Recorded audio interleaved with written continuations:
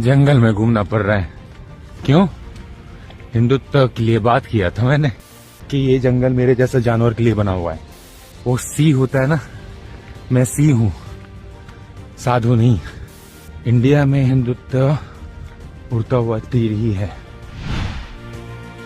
आप सभी को जय मसीह। मेरे प्रिय भाई ने जिस तरीके से लोग बोते हैं वैसा ही काटते हैं। आज बात कर रहा हूं वह बांग्लादेशी जो प्रभु यीशु मसीह को गाली दे रहा था, बाइबल को गाली दे रहा था, यहां तक कि पास्टर को थप्पड़ मार रहा था, यहां तक प्रभु यीशु मसीह की माता मरियम को लेकर के अभद्र शब्दों का इस्तेमाल किया था। लेकिन आज वो दर दर जंगलों में भटक रहा है। हाँ, उसी की बात कर रहा हूं जो बांग्लादेशी रहमान है, जो आकर यहाँ पर सत्यानीन मतलब बनता है, साधु बनता है और यहाँ पर ईसाइयों को मतलब टारगेट करता है। बजरंग दल में आज वो जुड़ा था, लेकिन इस समय वो भटक रहा है जंगलों में। पुलिस प्रशासन उसे ढूंढ रही है। बताया जा रहा है कि बहुत सारी चीजों को देखते हुए ये इस समय जंगलों में भटक रहा है, घूम रहा है। अभी मैं पूरी वीडियो आपको दिखाऊंगा। जिस तरीके सोशल मीडिया पर ये वीडियो बहुत ज्यादा वायरल हो रही है और इसको लेकर के काफी लोगों ने वीडियो बनाया और ये कहाँ है अभी इसकी कोई पुष्टि नहीं है। और बहुत सारे दावा किए जा रहे हैं कि यह व्यक्ति इस समय बांग्लादेश से भागकर भारत में आया था, इसके बाद यहाँ पर आकर के यहाँ पर धर्म का चोला पहना और यहाँ पर ईसाइयों पर, मुसलमानों पर अटैक करता रहा है। इसी को लेकर के बहुत सारी बातें हमें देखने को मिलती है। यहाँ पर हमें देखने को मिलता है, ये इस व्यक्ति के बारे में आप अच्छी तरीके जानते हैं।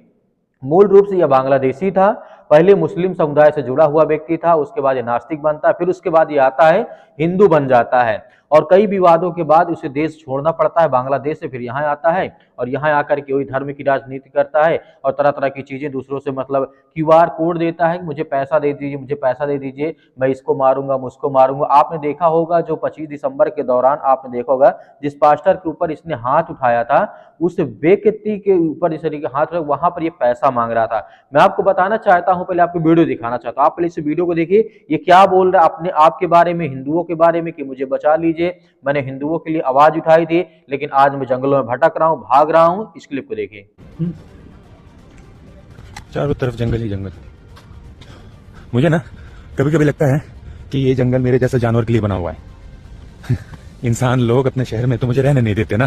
दोस्तों, आपको याद होगा ये बांग्लादेशी नागरिक जो इस समय फरार है। जानकारी के मुताबिक ये शख्स भारत के कई इलाके में रहा है, खासकर उत्तर प्रदेश के गाजियाबाद में। दोस्तों, वो वीडियो तो आपने देखा ही होगा 24 तारीख का, 24 दिसंबर का, क्रिसमस डे से पहले किस तरीके से वो डरा रहा था पादरी को और एक महिला के साथ कैसे बदतमीजी कर रहा था और कैसी बात कर रहा था। ईसाई धर्म को निशाना बनाकर भड़काऊ कंटेंट बनाया और इंस्टाग्राम पर पैगंबर मोहम्मद के खिलाफ आपत्तिजनक और अपमानजनक रील्स भी पोस्ट की। इतना ही नहीं, सोशल मीडिया पोस्ट के जरिए लोगों से पैसे भी मांग रहा है। इस शख्स ने एक बैंक अकाउंट की जानकारी भी दी थी जिस पर लिखा था slice small finance bank, Koramangala branch Bengaluru. इस पूरे मामले में बेंगलुरु में उसके खिलाफ एफआईआर भी दर्ज की जा चुकी है। एफआईआर दर्ज होने के बाद से ये व्यक्ति फरार बताया जा रहा है। दावा किया जा रहा है कि वो जंगलों और सुनसान इलाके में अब छिपकर रह रहा है, जैसा कि वीडियो में दिख रहा है। लगातार खुलासे और विरोध के बाद कुछ हिंदू संगठनों ने भी उससे दूरी बना ली है और खुद को उससे अलग कर लिया है। लेकिन इसके बावजूद कई गंभीर सवाल अब भी जवाब मांग रहे हैं।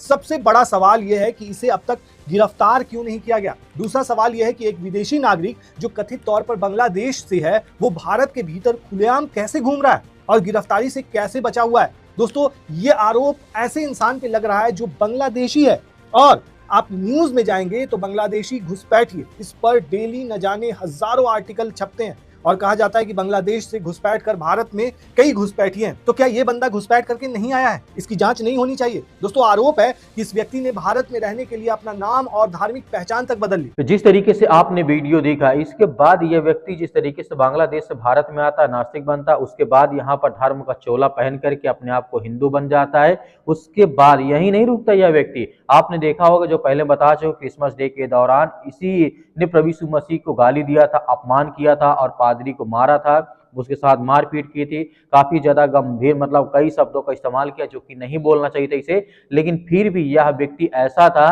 धूर्त था, क्योंकि यह व्यक्ति ऐसा था, पैसे के मतलब लालच में अंधा था और या फिर किसी प्रकार का नशा किया रहा, इसे कुछ समझ में उस समय नहीं आ रहा था।